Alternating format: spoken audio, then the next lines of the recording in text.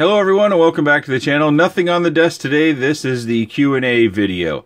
So this is your opportunity to leave a question down below that you'd like for me to answer, and I'll do my best to answer as many questions as I can. If we get a huge participation rate, I may have to break it up into more than one part. I'm also going to make an attempt to leave a table of contents in the answer video. Before we get started, I am going to answer one question, and that is about running or having a YouTube channel based upon quads or FPV. Before we get into that, I do want to mention the Wildflyers podcast. A couple weeks ago, I was on their podcast, and they were gracious enough to have me, and I appreciate them thinking of me.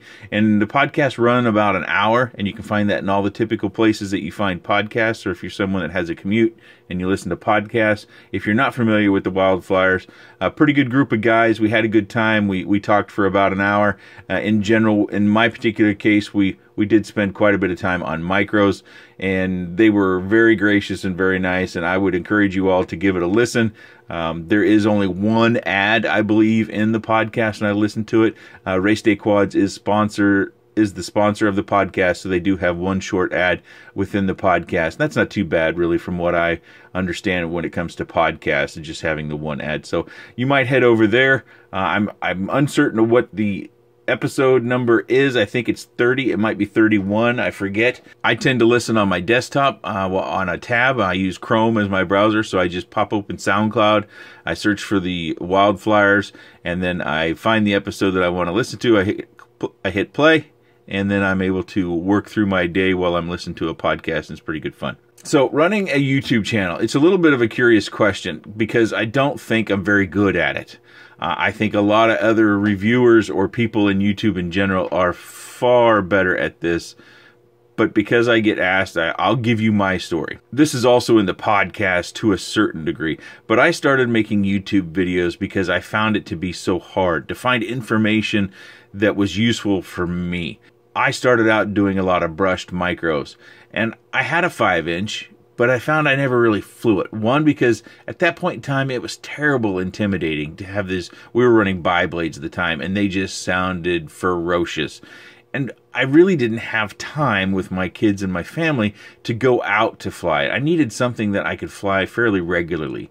And so I found hoops, I found other micros. I used to buy quite a few frames from Dave Woods.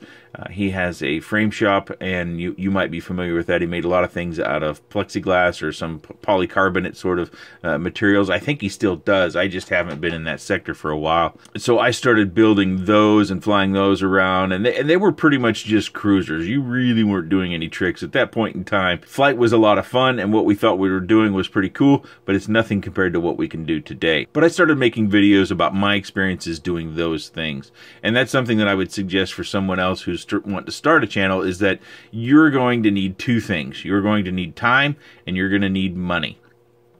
You're going to need time to fly. You're going to need time to research. You're going to need time to build. You're going to need time to make notes, possibly. You're going to need time to record. You're going to need time to edit. You're going to need time to render. You're going to need time to type everything into the upload form on the YouTube website. You're going to need time to take thumbnail pictures. You're going to need time to think of thumbnail titles. You're going to need time. The second thing is money. Vendors don't want to give just anybody anything. I'm hesitant to say it's kind of a relationship, but it really is. And I shouldn't just say vendors. Manufacturers have also recently gotten into making contact with reviewers and just doing it direct rather than going through a reseller like Gearbust, Banggood, or anyone else. And micros, it's very centric as far as we only have a few vendors that carry hardly any micro products in the U.S.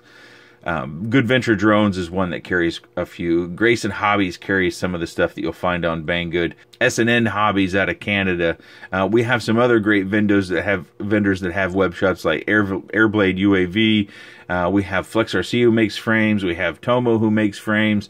We have Quattro Volant that makes frames. So we've got some kind of we have this collection of different things that we can do, but most of the stuff we're going to get is going to be from our Far East vendors.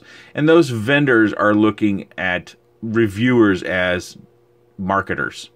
That's really, they want to get eyes on the product, and they want to generate sales. And as a reviewer, You have to be aware of that, but you also have to be aware of the fact that if you're in some way dishonest, you're going to find yourself on the short end of the stick. If you're trying to do sales, if you're trying to promote products, all products, doesn't matter if it's good, bad, or ugly, you probably won't be very successful because people will see that. I believe fully that people can read through that stuff. I see a lot of talk on Facebook and RC groups about the term shill, which I believe is a reference to reviewers who are just trying to get products sold. And there is a reason for that. And that's because if the product continues to sell, and the vendors know who's selling product and who's not, because you have to use the affiliate links. If you don't use the affiliate link, they won't send you any product. So you have to do that. The affiliate link also pays you. It's pretty small, and quite frankly, a lot of people have to want that product in order to buy it. What I've tried to do is I've tried to be fairly apparent, and I am guilty of not actually being abrupt enough when it comes to saying whether I like a product or not. And that was my hesitancy of being labeled a shill, or, getting into where I look like I'm working for the vendors. I don't. I work for myself.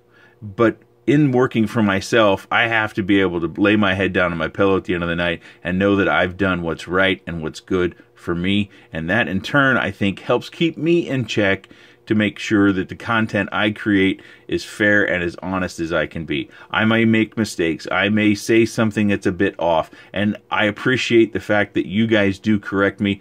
I wish YouTube hadn't gotten rid of the annotations, because now all I can do on those corrections is either A, take the video down, or B, make a note in the description, which I tend to do, is make a note in the video description.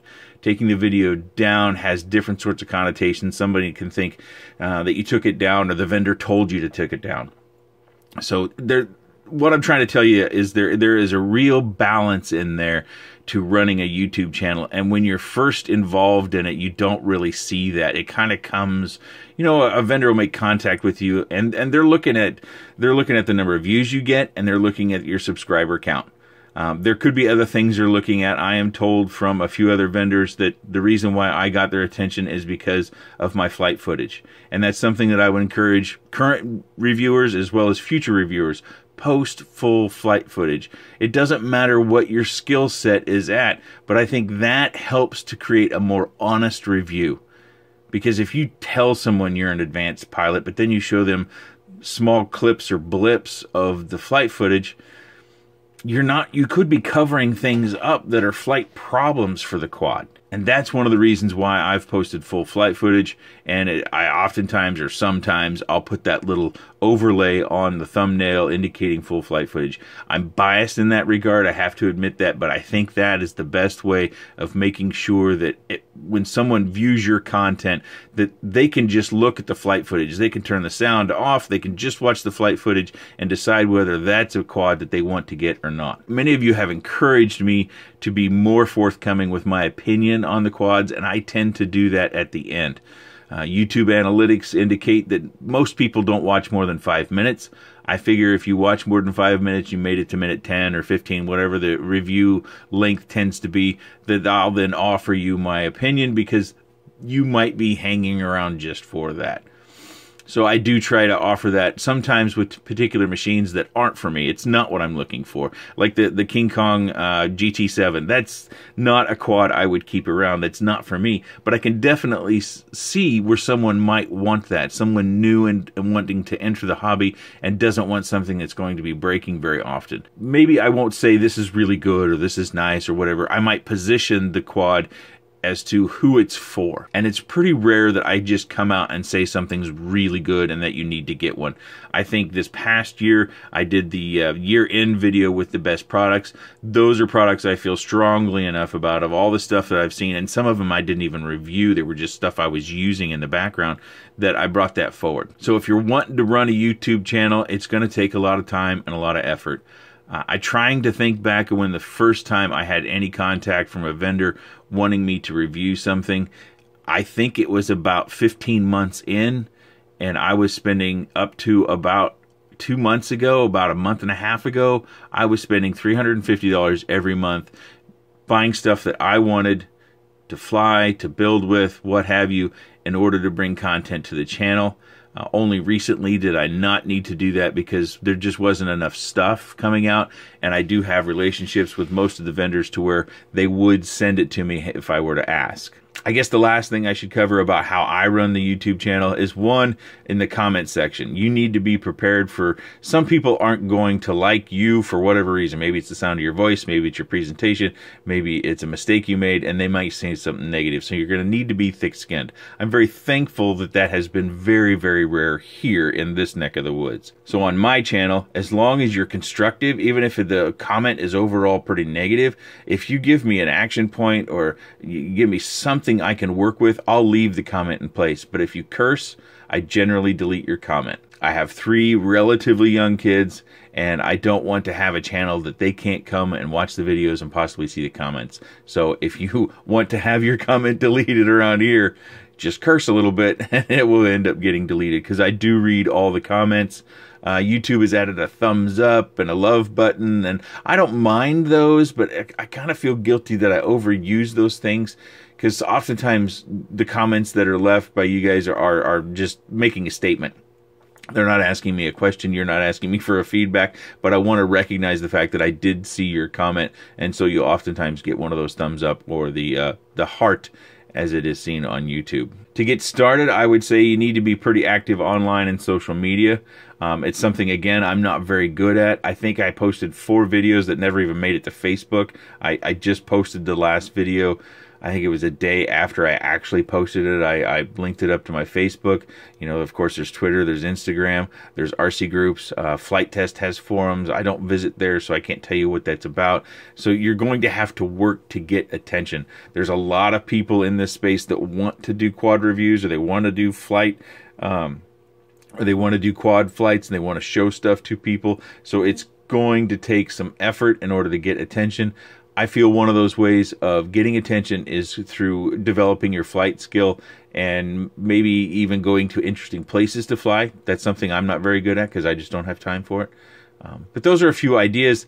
That's my path so far, kind of through things. I was asked on the Wildflyers podcast if it was a revenue-generating venture, and it's not. I've said this many times, but any affiliate revenue, whether it comes through Banggood, GearBest, Amazon, any of the other revenue sources, goes right back into buying something either immediately or eventually. Because the vendors, sometimes there's something on a vendor's website and I want to review it, but I don't want to ask them for it. I just want to get it myself because I'm leery of it. One of those things I want to get, but I kind of don't want to spend money on it, is the new Eachine Tyro 79. It's a 140 millimeter. I think it's a 3-inch. I have a feeling it's not going to be very good, but it's $79. But my concern with that is it's going to get glowing reviews and it's not going to be very good. Sometimes we look to go so cheap in this hobby that we ended up burning ourselves. And this can oftentimes happen to someone who's relatively new into this. You gain experience and you understand what products look good versus what products don't look good on paper, what's going to fly well or what's going to fly in the manner that's well for you. And sometimes, unfortunately, people who are relatively new get burned by price point. You go real cheap and then it ends up not working out very good. So I've droned on too long there. Hopefully you've typed your question out. Now what I'm going to do, because I am posting this right before Christmas and we are going on vacation the day after Christmas, is when I get back, the response video will be one of my first videos. If you happen to see a comment and you can help someone out, please do so during this period of time. My family is going on another cruise this year. Hopefully it's our last cruise. I'm not a big fan of cruises. I don't like to go on vacation and have a schedule. I shouldn't complain too much. We're very fortunate to be able to go on the cruise, but I will be out on a boat in the middle of the ocean, and internet access is really expensive. I think it was 50 or 80 bucks. I get the numbers switched around. It's either like 50 bucks for 80 gigs or it's 80 bucks for 50 gigs. And that doesn't go very far, especially when I have to load up lots of comments in order to be able to respond, return emails. Mainly it's for work.